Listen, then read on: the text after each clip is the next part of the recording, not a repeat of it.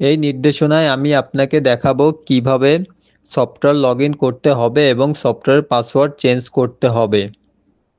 আমাদের প্রথমে যে কোনো একটা ব্রাউজার ওপেন করতে হবে, তারপর সার্চ বারে ইউআরএল বসাতে হবে।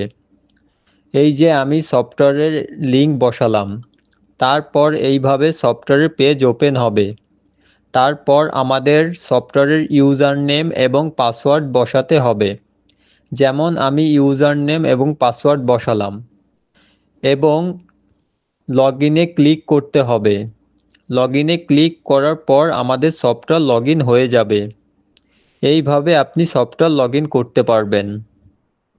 আপনি চাইলে আপনার পাসওয়ার্ডও পরিবর্তন করতে পারবেন। পাসওয়ার্ড পরিবর্তনের জন্য আপনাকে এইখানে ক্লিক করতে হবে। তারপর চেঞ্জ পাসওয়ার্ড অপশনে ক্লিক করতে হবে। তারপর একটা পেজ ওপেন হবে। এইখানে আপনাকে বর্তমান পাসওয়ার্ড দিতে হবে।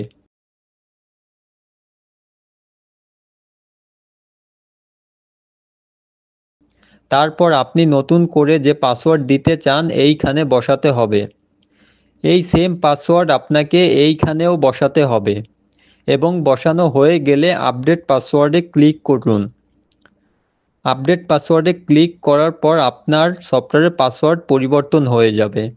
আপনি এইভাবে আপনার পাসওয়ার্ড পরিবর্তন করতে পারবেন। উইনপ্রোর সাথে থাকার জন্য আপনাকে ধন্যবাদ।